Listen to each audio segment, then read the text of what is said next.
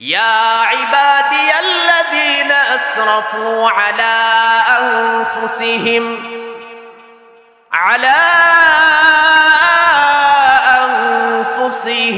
লা তাকনাতু মির রাহমাতিল্লাহ। আল্লাহু আকবার। আল্লাহ বলতেছেন, ও বান্দা, তুমি অন্যায় করেছ, অপরাধ করেছ, গুনাহ করেছ। বান্দা, তুই নিরাশ হয়ে যাও না। তোমাকে আমি আল্লাহ তাআলা নামাজ পড়ার জন্য বলছিলাম, নামাজ পড়ো নাই বান্দা। ও বান্দা, তোমাকে রোজা রাখার জন্য বলছিলাম, তুমি রোজা রাখো নাই। বান্দারে, তোর হজ করার সামর্থ্য ছিল, তুই হজ করো নাই। যাকাত দেওয়ার সামর্থ্য ছিল, তুমি যাকাত দেও নাই। ও বান্দা, এখন তুমি অন্যায় অপরাধীদের অন্তর্ভুক্ত তুমি হয়ে গেছো। বান্দা, তুই তবু নিরাশ হয়ো না। আমি আল্লাহর কাছে ফিরে আই, ফিরে আই। আল্লাহ তাআলা এই আয়াতের মধ্যেই বলতেছেন, ইয়া ইবাদিয়াল্লাযীনা আসরাফু আলা আনফুসিহিম লা তাকনাতু মির রাহমাতিল্লাহ।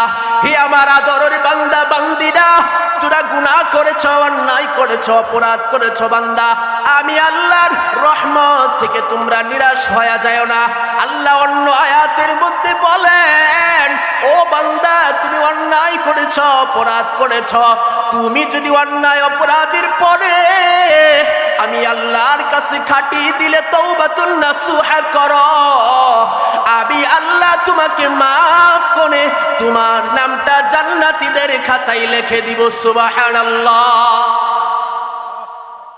আল্লাহ বলতেছেন, ইল্লা মান তাবা ওয়া আমানা ওয়া আমিলা আমালান সলিহা। আল্লাহু আকবার। ওয়া আমিলা সলিহান ফাউলাইকা ইউবাদদিলুল্লাহু সাইয়্যাতিহিম হাসানাত। আল্লাহু আকবার। রব্বুল আলামিন বলতেছেন, বান্দা, অন্যায় করেছ, অপরাধ করেছ, গুনাহ করেছ। বান্দা, নিরাশ হয়ে যাও না। তুমি যদি অন্যায় অপরাধ করেও থাকো, ইল্লা মান তাবা ওয়া আমানা ওয়া আমিলা আমালান সলিহা, তুমি অন্যায় করেছ, অপরাধ করেছ, গুনাহ করেছ, তারপর তুমি তওবা করো। তওবা করার পর আমি আল্লাহ তাআলা তোমাকে কিন্তু এভাবেই শুধু তওবা যে করলা ওই সওয়াবটাই দিব না। বান্দারে, তুই যেই গুনাহ করতে করতে করতে যেই গুনাহটি তুমি করেছো, ওই গুনাহটিকে আমি আল্লাহ তাআলা তওবার দ্বারা পরিবর্তন করে ওইগুলোরে নেক দ্বারা পরিপূর্ণ করে দিব। সুবহানাল্লাহ। আল্লাহু আকবার। এটাই হচ্ছে আমার রব। আপনি গুনাহ করেছেন, অন্যায় করেছেন, অপরাধ করেছেন, আপনি মালিকের কাছে তওবা করেন, দেখবেন মালিক আপনার সব গুনাহ মাফ করে। যেই গুনাহটি ছিল ওই গুনাহটিকে সওয়াব দ্বারা পরিবর্তন করে দিবে। সুবহানাল্লাহ। রাসূলুল্লাহ সাল্লাল্লাহু আলাইহি ওয়াসাল্লাম বলতেছেন, ইন্না রাব্বি ইখাউফু ইবাদাহ। রাসূলুল্লাহ বলতেছেন, যখন বান্দা অন্যায় অপরাধ এত পরিমাণ করে যে করতে করতে বান্দা সীমা লঙ্ঘন করে ফেলছে, তখন আল্লাহ পাক রব্বুল আলামিন আমাদেরকে ভয় দেখানোর জন্য বিভিন্ন সময় ভূমিকম্প দেয়, বিভিন্ন সময় দুর্যোগ দিয়া আল্লাহ তাআলা আমাদেরকে সতর্ক করে। আল্লাহ আমাদেরকে সতর্ক করে। ঠিক আল্লাহ তাআলা আপনাকে আমাকে চাইনা জাহান্নামের আগুনে ঢুকাইতে। আপনাকে আমাকে বড় মায়া করে আল্লাহ বানাইছেন, বড় দয়া করে আল্লাহ বানাইছেন। এই মায়া দয়া করে বানানোর পর আল্লাহ চাই না যে বান্দা তুই জাহান্নামে যা। আল্লাহু আকবার বলেন সবাই। দেখছেন আজকে আমরা কি রবের গোলামি করি, কোন রব আমাকে বানাইছে। আজকে সেই রবের কুদরতি পায় আমরা সাজদা দিতে চাই না, সেই রবকে আমরা আল্লাহ বলে ডাক দিতে চাই না। আল্লাহু আকবার। আল্লাহ পাক রব্বুল আলামিন আমাদেরকে অনর্থক কিন্তু বানান নাই। আচ্ছা, প্রথম একটা কথা আপনাদেরকে জিজ্ঞাসা করব, আমরা যারা নামাজ পড়ি শুধু কি আমরাই মারা যাব, নাকি যারা নামাজ পড়ে না ওরাও মারা যাবে?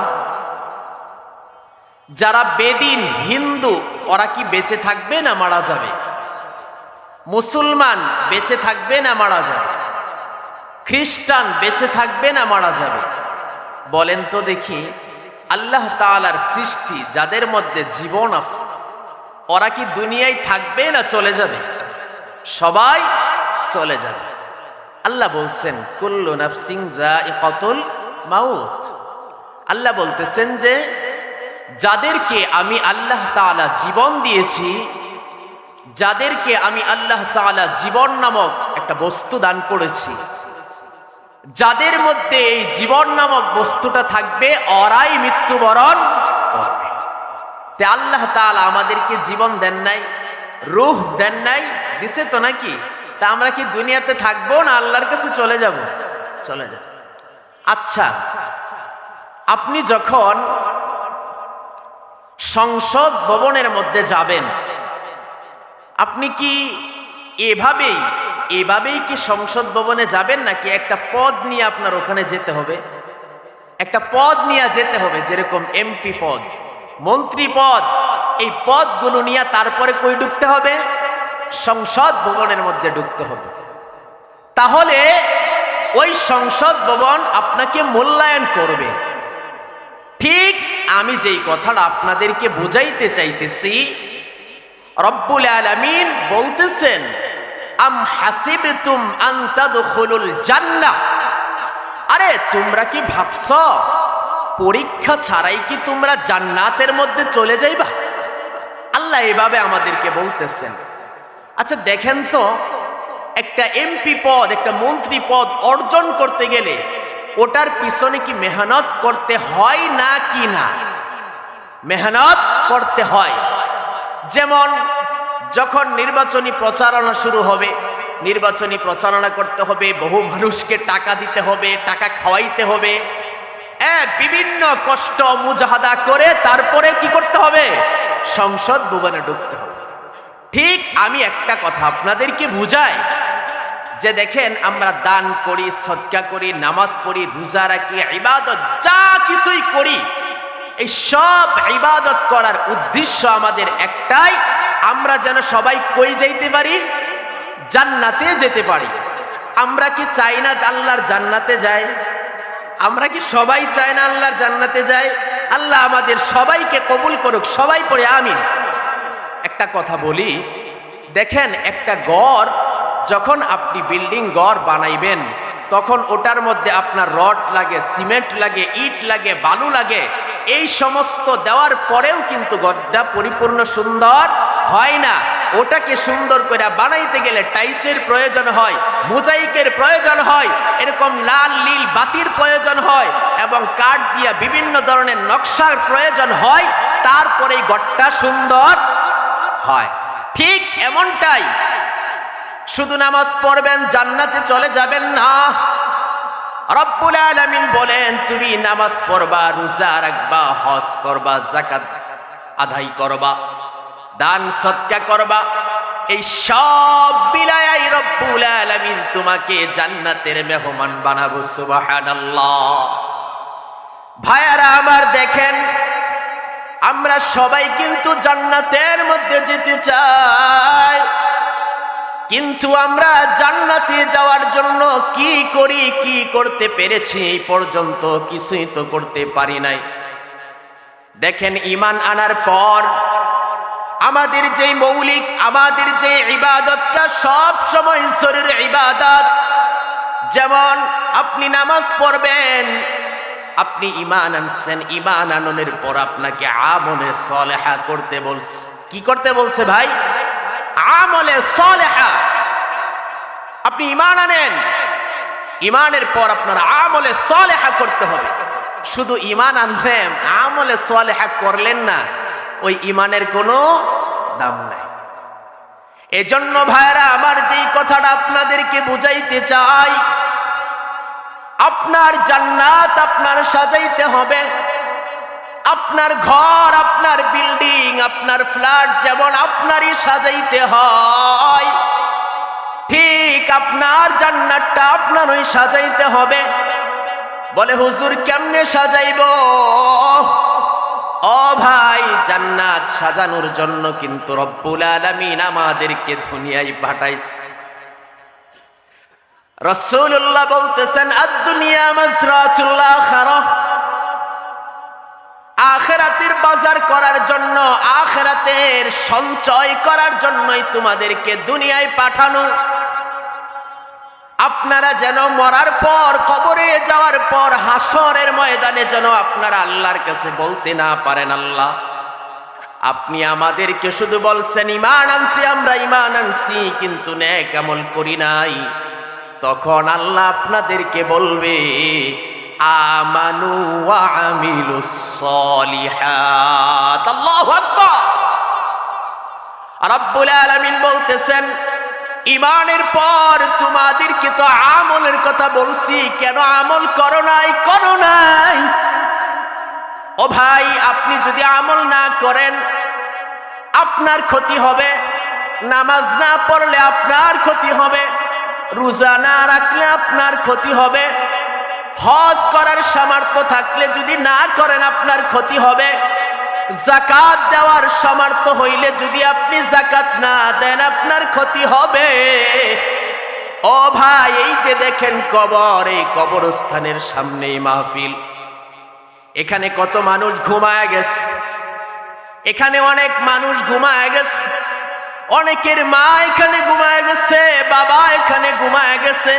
আচ্ছা বলেন তো দেখি, সন্তান হয়ে কবরের সামনে কয়দিন যান আপনারা? কয়দিন যায় আমরা? কয়দিন যাওয়া হয় বলেন তো দেখি? যেই কথাটা বলতেছিলাম, ওই কবরের হিসাব আপনার দিতে হবে। এই জন্যই আল্লাহ বলেন ঈমানের পর আমল করো। নামাজটা আপনার নামাজ আপনার পড়তে হবে, আপনার রোজা আপনার রাখতে হবে, আপনার হজ আপনার করতে হবে, আপনার যাকাত আপনার দিতে হবে। যদি আপনি না দেন, যখন আপনাকে বলবে যে তোমাকে তো শক্তি দিয়েছিলাম, তোমাকে নামাজ পড়ার মতো শক্তি দিছিলাম, কই নামাজ তো পড়লা না, তোমাকে রোজা রাখার মতো শক্তি দিছিলাম, রোজা তো রাখলা না, তোমাকে হজ করার মতো সামর্থ্য দিছিলাম, হজ তো করলা না, যাকাত দেওয়ার মতো টাকা তো আমি দিছিলাম, যাকাত তো দেও নাই, যাও সোজা জাহান্নামে। কি ভাই, ওই সময় কি আপনার সন্তান আপনাকে ধরবে যে আসেন বাবারে নিয়েন না? ধরবে নি? নাকি ফেরেশতা কলারের মধ্যে ধইরা টান্না আপনারা জাহান্নামে লয়ে যান? ভাইরা আমার, যে আয়াতে কারিমা আপনাদের সম্মুখে তিলাওয়াত করেছি, সেই আয়াতের কারিমার মধ্যে রব্বুল আলামিন বলতেছেন, এই যে আমরা যে নামাজ পড়ি না, রোজা রাখি না, হজ করি না, যাকাত দেই না, এগুলো কি গুনাহ না সওয়াব? এগুলো কি ভাই? গুনাহ। এই গুনাহ থেকে ফিরে আসার জন্য রব্বুল আলামিন আপনাকে আমাকে শুধু ডাকতে থাকে। আল্লাহ পাক রব্বুল আলামিন বলেন, ইয়া ইবাদিয়াল্লাযীনা আসরাফু আলা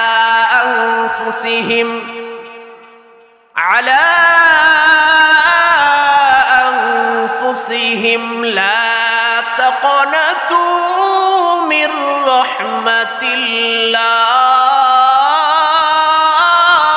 আল্লাহু আকবার। আল্লাহ বলতেছেন, ও বান্দা তুমি অন্যায় করেছ, অপরাধ করেছ, গুনাহ করেছ, বান্দা তুই নিরাশ হয়ে যাও না। তোমাকে আমি আল্লাহ তাআলা নামাজ পড়ার জন্য বলছিলাম, নামাজ পড়ো নাই বান্দা। ও বান্দা, তোমাকে রোজা রাখার জন্য বলছিলাম, তুমি রোজা রাখো নাই। বান্দারে, তোর হজ করার সামর্থ্য ছিল, তুই হজ করো নাই। যাকাত দেওয়ার সামর্থ্য ছিল, তুমি যাকাত দেও নাই। ও বান্দা, এখন তুমি অন্যায় অপরাধীদের অন্তর্ভুক্ত তুমি হয়ে গেছো। বান্দা, তুই তবুও নিরাশ হয়ো না। আমি আল্লাহর কাছে ফিরে আই। আল্লাহ তাআলা এই আয়াতের মধ্যেই বলতেছেন, ইয়া ইবাদিয়াল্লাযীনা আসরাফু আলা আনফুসিহিম লা তাকনাতু মির রাহমাতিল্লাহ। হে আমার আদরের বান্দা বান্দিরা, তোরা গুনাহ করেছ, অন্যায় করেছ, অপরাধ করেছ বান্দা, আমি আল্লাহর রহমত থেকে তোমরা নিরাশ হয়ে যাও না। আল্লাহ অন্য আয়াতের মধ্যে বলেন, ও বান্দা তুমি অন্যায় করেছ, অপরাধ করেছ, তুমি যদি অন্যায় অপরাধের পরে আমি আল্লাহর কাছে খাটি দিলে তওবাতুন নাসুহা করো, আমি আল্লাহ তোমাকে মাফ করে তোমার নামটা জান্নাতীদের খাতায় লিখে দিব। সুবহানাল্লাহ। আল্লাহ বলতেছেন, ইল্লা মান তাবা ওয়া আমানা ওয়া আমিলা আমালান সলিহান, আল্লাহু আকবার, ওয়া আমিলা সলিহান ফাউলাইকা ইউবাদদিলুল্লাহু সাইয়্যাতিহিম হাসানাত। আল্লাহু আকবার। রব্বুল আলামিন বলতেছেন, বান্দা অন্যায় করেছ, অপরাধ করেছ, গুনাহ করেছ, বান্দা নিরাশ হয়ে যাও না। তুমি যদি অন্যায় অপরাধ করেও থাকো, ইল্লা মান তাবা ওয়া আমানা ওয়া আমিলা আমালান সলিহা, তুমি অন্যায় করেছ, অপরাধ করেছ, গুনাহ করেছ, তারপর তুমি তওবা করো, তওবা করার পর আমি আল্লাহ তাআলা তোমাকে কিন্তু এভাবেই শুধু তওবা যে করলা ওই সওয়াবটাই দিব না। বান্দারে, তুই যেই গুনাহ করতে করতে করতে যেই গুনাহটি তুমি করেছো, ওই গুনাহটিকে আমি আল্লাহ তাআলা তওবার দ্বারা পরিবর্তন করে ওইগুলোরে নেক দ্বারা পরিপূর্ণ করে দিব। সুবহানাল্লাহ, আল্লাহু আকবার। এটাই হচ্ছে আমার রব। আপনি গুনাহ করেছেন, অন্যায় করেছেন, অপরাধ করেছেন, আপনি মালিকের কাছে তওবা করেন, দেখবেন মালিক আপনার সব গুনাহ মাফ করে। যেই গুনাহটি ছিল ওই গুনাহটিকে সব দ্বারা পরিবর্তন করে দেবে। সুবহানাল্লাহ। এই যে কিছুদিন আগে আমাদের মাঝ থেকে কি গেছে, ভূমিকম্প একটা হয়েছে না? এমন ভূমিকম্প কি আপনাদের এই বয়সে দেখছেননি কোনোদিন? অনুভব করছেননি? করেন নাই? রাসূলুল্লাহ সাল্লাল্লাহু আলাইহি ওয়াসাল্লাম বলতেছেন, ইন্না রাব্বি ইখাউফু ইবাদাহ। রাসূলুল্লাহ বলতেছেন, যখন বান্দা অন্যায় অপরাধ এত পরিমাণ করে যে করতে করতে বান্দা সীমা লঙ্ঘন করে ফেলছে, তখন আল্লাহ পাক রব্বুল আলামিন আমাদেরকে ভয় দেখানোর জন্য বিভিন্ন সময় ভূমিকম্প দেয়, বিভিন্ন সময় দুর্যোগ দিয়া আল্লাহ তাআলা আমাদেরকে সতর্ক করে। আল্লাহ আমাদেরকে সতর্ক করে। আপনার সন্তান আগুনের মধ্যে পড়ে গেছে, ওই সন্তানটাকে মানুষকে বাঁচানোর জন্য কি আস্তে আস্তে বলবেন যে একটু বাঁচাও বাঁচাও, নাকি বলবেন যে আমার সন্তানকে বাঁচাও? কিভাবে বলবেন? জোরে চিল্লায়া বলবেন। কেন বলবেন? যে আমার সন্তানটা আগুনের মধ্যে পুড়ে যাচ্ছে, এই সন্তানটাকে এখন যদি না বাঁচাই তাহলে সন্তানটা আগুনে পুড়ে ছারখার হয়ে যাবে। এই জন্য ওই সন্তানটাকে আপনি বলেন যে বাঁচাও বাঁচাও। ঠিক আল্লাহ তাআলা আপনাকে আমাকে চাইনা জাহান্নামের আগুনে ঢুকাইতে, আপনাকে আমাকে বড় মায়া করে আল্লাহ বানাইছেন, বড় দয়া করে আল্লাহ বানাইছেন। এই মায়া দয়া করে বানানোর পর আল্লাহ চাই না যে বান্দা তুই জাহান্নামে যা। আল্লাহু আকবার বলেন সবাই। দেখছেন আজকে আমরা কি রবের গোলামি করি, কোন রব আমাকে বানাইছে, আজকে সেই রবের কুদরতি পায় আমরা সাজদা দিতে চাই না, সেই রবকে আমরা আল্লাহ বলে ডাক দিতে চাই না। আল্লাহু আকবার। ভাইরা আমার, বড় দুঃখ লাগে যখন দেখি মানুষগুলো আল্লাহর রাস্তায় না যাইয়া ভিন্ন পথে হাঁটে, আল্লাহর কোরআনের দিকে না আইসা ভিন্ন পথে হাঁটে, তখন বড় দুঃখ লাগে। এজন্যই তো আল্লাহ বলেন, বান্দারে তুই নিরাশ হয়ে যাও না, তুমি অন্যায় করছ, অপরাধ করছ, তুই আমি আল্লাহর কাছে তওবা করো, আমি আল্লাহ তোমাকে ক্ষমা করব। সুবহানাল্লাহ। দেখেন না, একটা সন্তান রাগ করে সে বাহিরে চলে গেছে, সন্ধ্যা যখন হয় তখন কি মা বাবা ঠিক থাকতে পারে? তখন তো মা বলতে থাকে, আল্লাহ গো আমার সন্তানটা কোথায় না জানি সারাটা দিন কাটাইছে, সন্তানটাকে তুমি আয়না দেও না আল্লাহ। এভাবে কিন্তু মা বলতে থাকে আর কান্না করতে থাকে। ওই সময় যখন সন্তান চলে আসে তখন মা কিন্তু আনন্দে একটা চিৎকার মেরে বলে যে এই বাবা তুই কোথায় গেছিস, কোথায় গেছিস। ঠিক আল্লাহ তাআলার কোন বান্দা যখন গুনাহ থেকে ফিরে আসে, গুনাহ থেকে তওবা করে যখন আল্লাহর কাছে ফিরে আসে, তখন আল্লাহ তাআলা ওই মা যতটুকু খুশি হয়েছে এর চেয়ে হাজার হাজার কোটি কোটি গুণ বেশি খুশি হয়। আল্লাহু আকবার। সেই রবের গোলামি করতে রাজি আছি তো ইনশাআল্লাহ? হাত উঠায়া দেখায় দেই তো আল্লাহকে, আল্লাহ তুমি আমার ভাইদের হাতগুলো কবুল করো। সবাই পড়া আমিন। ভাইরা আমার, বন্ধুগণ আমার, শুনেন, হযরত মূসা আলাইহিস সালাতু ওয়াস সালামের যুগের মধ্যে একটি বহু প্রচলিত একটি ঘটনা আছে। এক ব্যক্তি জিনাখোর, এক সময় মিশরের মধ্যে কোনো পানি ছিল না, দুর্ভিক্ষর মধ্যে পড়ে গেছিল মিশর শহর। মিশরের অলিতে গলিতে শুধু হাহাকার হাহাকার, পানি কোথায়, পানি কোথায়। এমন মানুষগুলো সবাই হাহাকার করতেছিল। ওই সময় মূসা আলাইহিস সালাতু ওয়াস সালামের কাছে তার কওমের দলেরা লোকেরা গেছে, যায়া বলতেছেন, ও মূসা পয়গম্বর, আমাদের মিশরের জমিনের মধ্যে বহুদিন যাবৎ বৃষ্টি হচ্ছে না। এই বৃষ্টির কারণে, বৃষ্টি না হওয়ার কারণে পশু পাখি মানুষগুলো অনেক কষ্টের মধ্যে আছে। তখন মূসা আলাইহিস সালাতু ওয়াস সালাম বলতেছেন, আচ্ছা ঠিক আছে, যেহেতু পানি নাই, পানির জন্য যেহেতু হাহাকার আর হাহাকার, আসো আমরা সবাই একটা মাঠের মধ্যে যাই। মাঠের মধ্যে যাইয়া আমরা সবাই আল্লাহর কাছে দোয়া করব। রব্বুল আলামিন দেখবা ওই দোয়া কবুল করে আমাদের মাঝে বৃষ্টি দিবেন। সুবহানাল্লাহ। মাঝে মাঝে আমাদের বাংলাদেশে এমন দুর্ভিক্ষ হয় না? এই ঈদগাহর মাঠের মধ্যেও কিন্তু আপনার গত বছর আর আগের বছর ইস্তিসকার নামাজ পড়ে আমরা সবাই দোয়া করছি বৃষ্টির জন্য।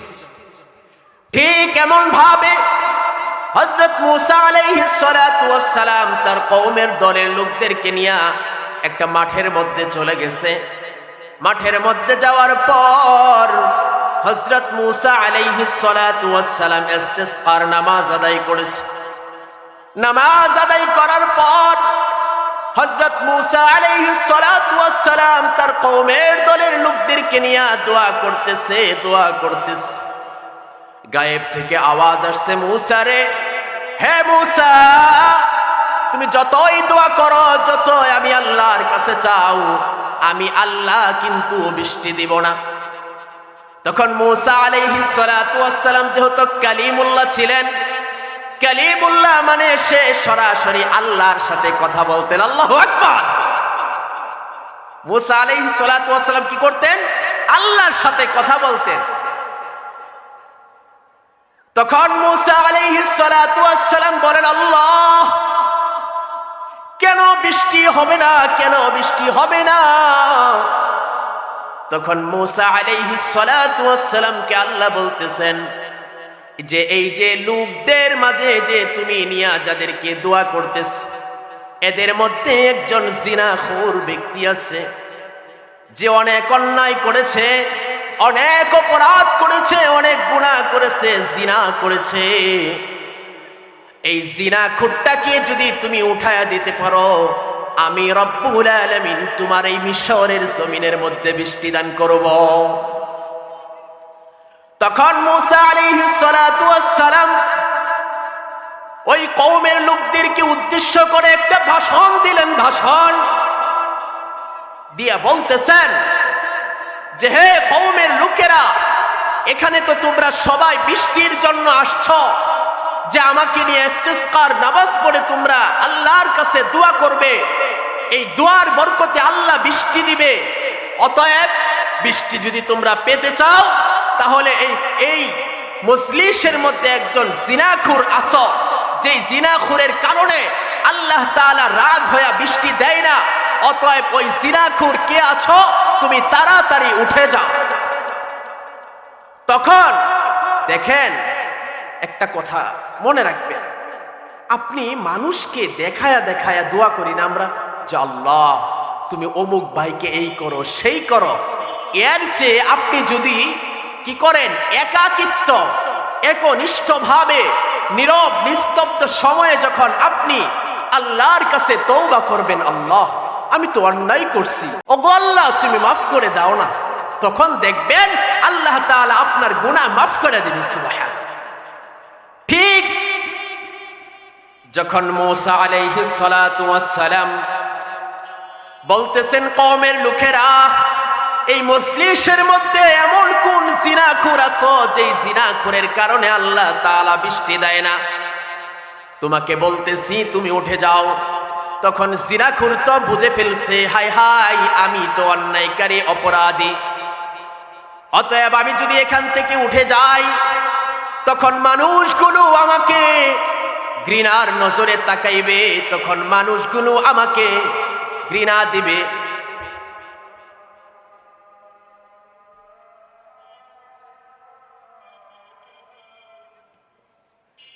মূসা আলাইহিস সালাতু ওয়াস সালাম তখন এই ভাষণটা দেওয়ার পর ওই লোকটা মনে মনে চিন্তা করতেছে, আরে এখন যদি আমি উঠে যাই তাহলে তো মানুষ চিনে ফেলবে যে আমি অন্যায়কারী, আমি অপরাধী, অতএব আমি এখান থেকে উঠবো না। তখন ওর মনের মধ্যে একটা চিন্তা আসছে, আরে আল্লাহ তাআলা তো আমাকে চিনে, আল্লাহ তো আমাকে দেখতেছে, আমি তো আল্লাহর কাছে যদি গোপনীয় ভাবে আল্লাহর কাছে তওবা করি তখন হয়তোবা আল্লাহ তাআলা তাকে মাফ করে দিতে পারে। ওই লোকটা চিন্তা করছেন, এখন যদি আমি উঠে যাই, এখন যদি আমি এখান থেকে উঠে যাই, উঠে যাইলে মানুষ চিনে ফেলবে, আমাকে ধিক্কার দিবে, অতএব আমি এখান থেকে উঠবো না। তখন ওই লোকটা আল্লাহর কাছে এমন ভাবে তওবা করেছে, আল্লাহর কাছে এমন ভাবে তওবা করেছে, এমন ভাবে তওবা করেছে, কিছুক্ষণ পর আল্লাহ তাআলা ওই বান্দার তওবাটাকে কবুল করে ওই মিশরের জমিনের মধ্যেই বৃষ্টি দিয়ে দিয়েছেন। সুবহানাল্লাহ। তখন আল্লাহ তাআলা, তখন মূসা আল্লাহ তাআলাকে বলতেছেন, আল্লাহ একটু আগেই তো বলেছেন ও আল্লাহ আপনি বৃষ্টি দিবেন না, এখন কেন বৃষ্টি দিয়েছেন? তখন মূসা আলাইহিস সালাতু ওয়াস সালামকে আল্লাহ বলতেছেন, আরে মূসা আমি যেই বান্দার জন্য, যেই অন্যায়কারী, যেই জিনাখোরের জন্যই আমি বৃষ্টি দেই নাই, আমি রব্বুল আলামিন ওই জিনাখোরের জন্যই আবার বৃষ্টি দিছে। আল্লাহু আকবার। রব্বুল আলামিন বলেন, ও বান্দা তুমি অন্যায় করেছো, অপরাধ করেছো, গুনাহ করেছো, জীবনভর নামাজ পড়ো নাই, রোজা রাখো নাই, শুধু অন্যায় পথেই চলেছো, বান্দা তুই তওবা কর। তওবা করার ফল আমি রব্বুল আলামিন যেমন মূসা আলাইহিস সালাতু ওয়াস সালামের জমানার মধ্যে যেই ব্যক্তিকে মাফ করে দিয়েছি, আমি আল্লাহ তাআলাও তোমাকে সেইভাবেই মাফ করে দিব। সুবহানাল্লাহ। এভাবেই আল্লাহ তাআলা ওই যুগেও মাফ করেছেন, এই যুগেও মাফ করবেন। ওই যুগে আল্লাহ ছিল, এখন কি আল্লাহ নাই? তে আমরা আল্লাহর কাছে তওবা করতে সমস্যা কোথায়? আমাদের অবস্থাটা হচ্ছে কি জানেন, আমরা মনে করতেছি যে আমরা মনে হয় আর মরবো না। আমাদের চলাফেরার স্টাইল, আমাদের চলাফেরার যে অবস্থা, এই অবস্থা দেখে মনে হয় যে আমার আর মরণ আসবে না। মরণ থেকে যতই পালাও মরণ তোমায় লইবে গিরি, যদিও সুদূর আকাশ পানে লাগাও সেথাই লাগিয়েছি, যদিও সুদূর আকাশ পানে পালাও সেথাই লাগায় আসি। আচ্ছা বলেন তো আমরা কি মরবনি? আমরা সবাই মরব তো না? আচ্ছা যদি মরার পর আপনি কবরে নেক আমল না নিয়ে যান, তখন কি আল্লাহ আপনাকে জামাই আদর করবে নাকি ডান্ডার বাড়ি দিবে? আচ্ছা বলেন তো ওই ডান্ডার বাড়ি কি খাইতে পারবেন কি পারবেন না? পারবেন নি সবাই? ওই শক্তি আমাদের আছে তো নাকি? অনেক আছে না? যদি না থাকে তাহলে নামাজ পড়েন না কেন? যদি না থাকে তাহলে ইসলামের বিপক্ষে কেন যান? যদি না থাকে কোরআনের বিপক্ষে কেন যান? যদি না থাকে আমার রাসূলের বিপক্ষে কেন যান? যদি আপনার মধ্যে আল্লাহর ভয়, আমার রাসূলুল্লাহর প্রতি ভালোবাসা, কোরআনের প্রতি আসমত থাকতো, তাহলে আপনি অন্যায় পথে যাইতে পারতেন না। আজকে আমরা এমন ভাবে চলতেছি মনে হচ্ছে যে আমরা আর মরব না, অথচ রাসূলুল্লাহ সাল্লাল্লাহু আলাইহি ওয়াসাল্লাম বলতেছেন আউয়ালু মা ইউহাসাবু বিহিল আবদু ইয়াউমাল কিয়ামাতিস সালাহ। সর্বপ্রথম যখন আপনাকে কবরের মধ্যে রাখা হবে, সর্বপ্রথম কিয়ামতের দিন হাসরের ময়দানে নামাজের হিসাবটা নিবে, অথচ নামাজ আমরা পড়ি না। ও ভাই, এটা মনে করিয়েন না যে আমরা এখানে হুজুররা বলবে আর আমরা শুনবো, এতটুকুই সীমাবদ্ধ, এতটুকুই সীমাবদ্ধ। রাসূলুল্লাহ সাল্লাল্লাহু আলাইহি ওয়াসাল্লাম যখন দুনিয়া থেকে বিদায় নিয়ে চলে যাবেন একেবারে শেষ মুহূর্ত, তখন সাহাবায়ে কেরামদেরকে বলতেছেন, ও সাহাবায়ে কেরামেরা, আমি তো এত অসুস্থ হয়ে গেছি, আমি তো এত অসুস্থ হয়ে গেছি, যেই অসুস্থতার কারণে আমি এখন হয়তোবা নামাজ পড়াইতে পারবো না। সাহাবায়ে কেরামদেরকে বলতেছেন, ও সাহাবায়ে কেরামেরা, আমাকে তোমরা সবাই একটু ধরে আমাকে একটু মসজিদের মধ্যে নিয়ে যাও। যখন আল্লাহর হাবিবকে মসজিদের মধ্যে নিয়ে গেছে, এখন সবাই আল্লাহর হাবিবের দিকে তাকায় রইছে। আল্লাহর হাবিবের পিছনে সবাই নামাজ পড়বে, এই জন্য দিলটা সাহাবায়ে কেরামের বড় কান্না করতেছে। কিন্তু আল্লাহর হাবিব তো বড় অসুস্থ, কিভাবে নামাজ পড়াইবে? তখন আল্লাহর হাবিব সাল্লাল্লাহু আলাইহি ওয়াসাল্লাম হযরত আবু বকর সিদ্দিক রাদিয়াল্লাহু আনহুকে নামাজের মুসাল্লার মধ্যে দাঁড় করায় দিয়েছেন। সুবহানাল্লাহ! এত অসুস্থ অবস্থাও আল্লাহর হাবিব সাল্লাল্লাহু আলাইহি ওয়াসাল্লাম কিন্তু নামাজ ছাড়ে না। অথচ ভাইরা আমার কোনো অসুস্থ নাই, আমি ভালো মানুষ, সারাদিন এই দিক সেদিক করতেছি, সারাদিন বাজারে যাই, সারাদিন চাষটলের মধ্যে বসে আড্ডা দেই, কিন্তু নামাজের সময় যখন আসে তখন আপনি আমি আর নামাজ পড়তে যাইতে পারি না। ও ভাই, একটা কথা মনে রাখবেন, রাসূলুল্লাহ সাল্লাল্লাহু আলাইহি ওয়াসাল্লামের আদর্শের বয়ান কিন্তু আমরা অনেকেই শুনি, আদর্শের বয়ান কিন্তু অনেকেই করি, কিন্তু যে আদর্শটা আমার আল্লাহর হাবিব সাল্লাল্লাহু আলাইহি ওয়াসাল্লাম আমাদেরকে শিখায় গেছেন, ও বান্দা, তোরা যত কষ্টই হোক নামাজ পড়ো, যত কষ্টই হোক মানুষের সঙ্গে ভালো ব্যবহার করো, যত কষ্টই হোক এতিমকে তোমরা সহযোগিতা করো, কিন্তু দেখেন আমাদের মধ্যে নামাজের আমল নাই, রোজার আমল নাই, যাকাতের আমল নাই, এতিমকে সহযোগিতার আমল নাই তো বটে, এতিমের সঙ্গে আমরা খারাপ ব্যবহার করি না করি। আল্লাহর হাবিব সাল্লাল্লাহু আলাইহি ওয়াসাল্লামের আদর্শের বয়ান আমরা অনেকেই করি, অনেকেই শুনি, তার মধ্যে উত্তম একটা আদর্শ হচ্ছে রাসূলুল্লাহ সাল্লাল্লাহু আলাইহি ওয়াসাল্লাম এতিমকে সাহায্য করতেন, সহযোগিতা করতেন। কি করতেন? কথা বলে না, কি করতেন? আচ্ছা, আরেকটা কথা আপনাদেরকে বলি, আজকে দেখেন তো আমাদের সমাজের মধ্যে এতিম যারা আছে ওদের সাথে আমরা ভালো ব্যবহার করি না দুর্ব্যবহার করি? অধিকাংশ মানুষ দুর্ব্যবহার করে, অথচ আল্লাহর হাবিব সাল্লাল্লাহু আলাইহি ওয়াসাল্লাম বলতেছেন, আনা ওয়াকাফিলুল ইয়াতীম কাহাতাইনি ফিল জান্নাহ। আল্লাহু আকবার বলেন সবাই। রাসূলুল্লাহ বলতেছেন, কেউ যখন এতিমকে সহযোগিতা করে, এতিম এবং সহযোগিতা করেনে ওয়ালা ব্যক্তি এবং আমি রাসূলুল্লাহ, এই যে দুইটা আঙ্গুল যেমন পাশাপাশি, এতিমকে সহযোগিতা করেনে ওয়ালা ব্যক্তি এবং আল্লাহর রাসূল একসাথে জান্নাতে থাকবে। সুবহানাল্লাহ! আল্লাহর হাবিবের সঙ্গে কি আমরা জান্নাতে থাকতে চাই? হাত উঠাই। চাইনি আমরা? আল্লাহ তাআলা আমাদের সবাইকে আল্লাহর হাবিবের সঙ্গে জান্নাতে থাকার তৌফিক দান করুক। সবাই পড়ে আমিন। একটা ঘটনা শুনেন, এতিমকে সহযোগিতা করতো না আবু জাহেল, আর এতিমকে সহযোগিতা করতেন হচ্ছে আমার আল্লাহর রাসূল। কে করতেন? কথা বলে না, কে করতেন? আমার রাসূলুল্লাহ করতেন। এখন দেখেন, একটা সূরা আছে, সূরাতুল মাউন। আমরা সবাই পারিনি সূরাটা। আরাআইতাল্লাযী ইউকাযযিবু বিদ্দীন ফাযালিকাল্লাযী ইয়াদউল ইয়াতীম। আল্লাহু আকবার। আল্লাহ পাক রব্বুল আলামিন রাসূলুল্লাহকে বলতেছেন, ও আল্লাহর রাসূল, আপনি কি জানেন না, আপনি কি দেখেন না, এই আবু জাহেল সে তো এতিমকে, সে তো দ্বীনকে অস্বীকার করে এবং এতিমকে গাড় ধাক্কা দিয়ে ঘর থেকে বের করে দেয়, এতিমকে গাড় ধাক্কা দিয়ে তার সম্পদ থেকে বঞ্চিত করে। আপনি কি জানেন না? আপনি কি দেখেন না? দেখেন, একটা ঘটনা শুনলেই আপনারা বুঝতে পারবেন। আল্লাহর হাবিব সাল্লাল্লাহু আলাইহি ওয়াসাল্লাম এতিমকে সহযোগিতা করতেন, আর এতিমকে সহযোগিতা করতেন না আবু জাহেল। এতিমের সঙ্গে খারাপ ব্যবহার করতেন আবু জাহেল। অথচ রাসূলুল্লাহ সাল্লাল্লাহু আলাইহি ওয়াসাল্লাম এতিমকে অনেক মুহাব্বত করতেন।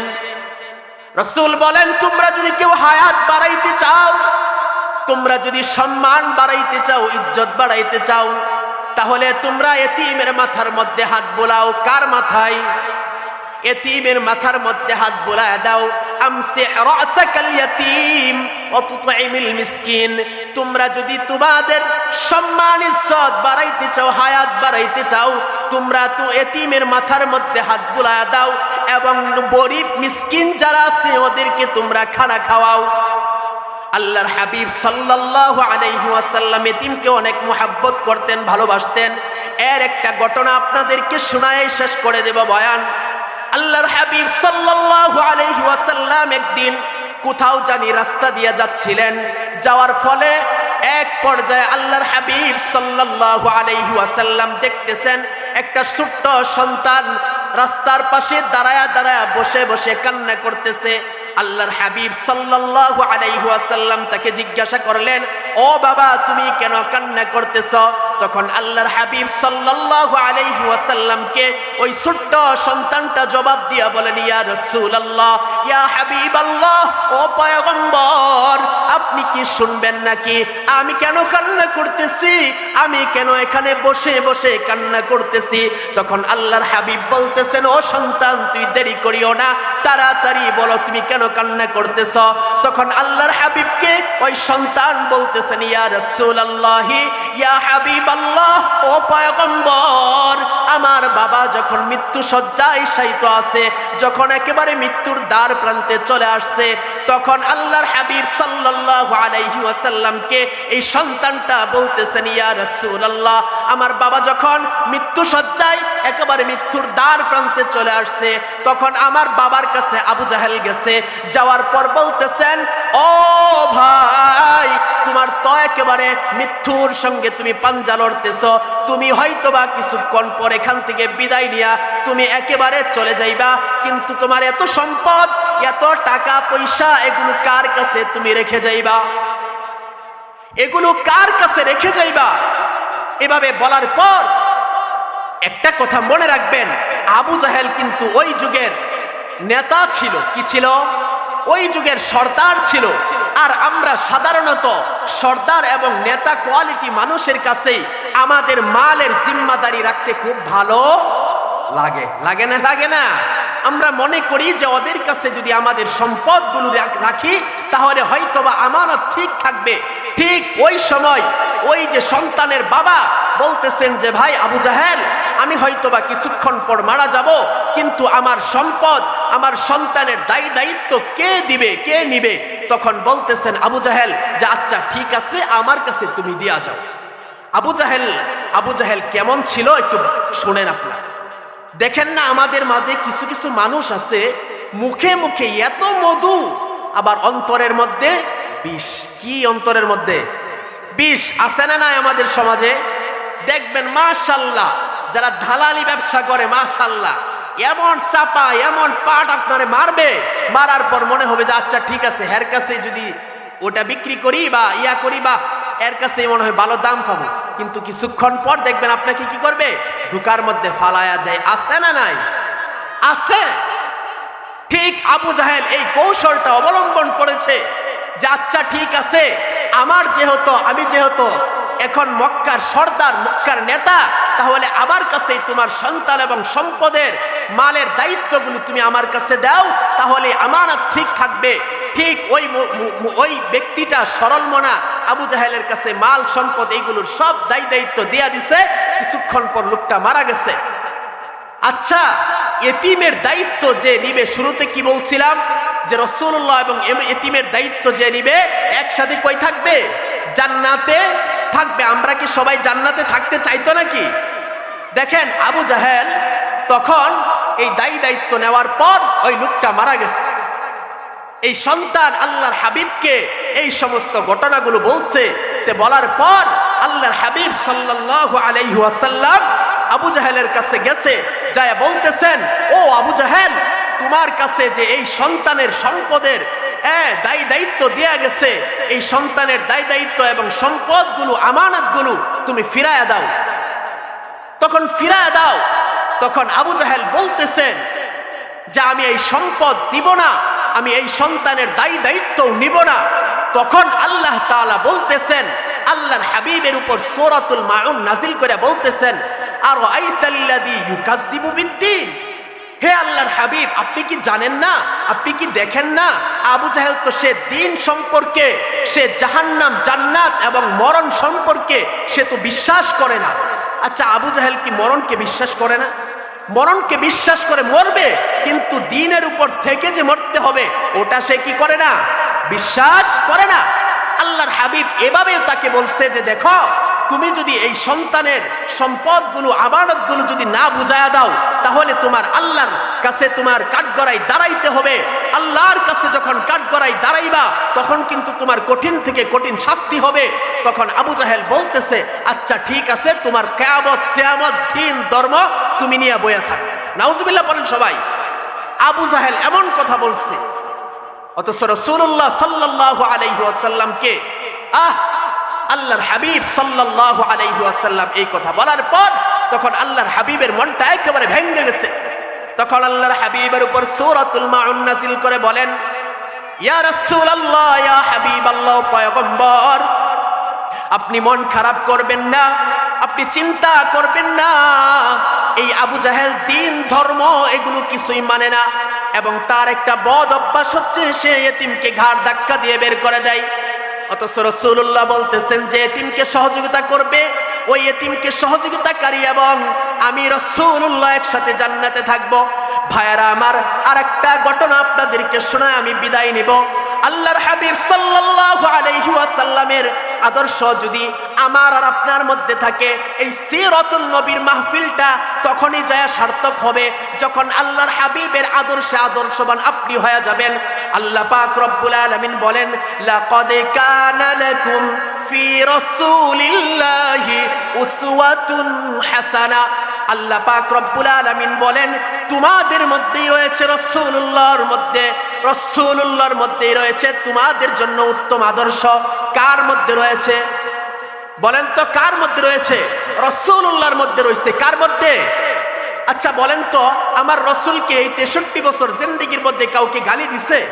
কারোর সাথে খারাপ আচরণ করছে? কারো মাল আত্মসাৎ করে খাইছে? কোনোভাবে অন্যায় অপরাধের সাথে আমার রাসূল যুক্ত ছিল না। আমার রাসূলুল্লাহ অন্যায় অপরাধ থেকে, সব কিছু থেকে আমার রাসূল ছিলেন মাসুম। কি ছিলেন? মাসুম, বেগুনাহ, নিষ্পাপ ছিলেন। আজকে সেই রাসূলুল্লাহর ব্যাপারে বিভিন্ন শয়তান, বিভিন্ন নাস্তিক, মুরতাদরা আমার রাসূলুল্লাহর শান মান নিয়ে কটূক্তি করে। আছে না নাই? আছে। দেখেন ভাই, আপনার আর আমার মধ্যে যদি আল্লাহ এবং তার রাসূলের প্রতি ভালোবাসা, আল্লাহর প্রতি ভয় এবং আল্লাহর রাসূলের প্রতি যদি ভালোবাসা না থাকে, আপনার আমার জিন্দেগি একটা কুত্তার জিন্দেগির মতো। ঠিক আছে নি কথা? মনে কষ্ট নেবেন না। আজকে আপনি মানুষের বানানো ধর্ম, মানুষের বানানো কালচার, ইহুদি খ্রিস্টান বেঈমানদের কালচার আপনার ভালো লাগে, কিন্তু আমার রাসূলুল্লাহর কালচার আপনার ভালো লাগে না। ভাইরা আমার, আজকে যদি আমাদের এই দেশটা, এই সমাজটা, এই গ্রাম, এই মহল্লা, আমার ঘর যদি আল্লাহর কোরআন এবং তার রাসূলের সুন্নতের আদর্শ দিয়া চলতো, তাহলে ওই ঘরের মধ্যে শান্তি আসতো। আমার রাসূলের আদর্শ যদি গ্রামের মধ্যে থাকতো, ওই গ্রামের মধ্যে শান্তি আসতো। আমার রাসূলের আদর্শ যদি পুরো দেশের মধ্যে থাকতো, তাহলে এই দেশের মধ্যে শান্তি আসতো।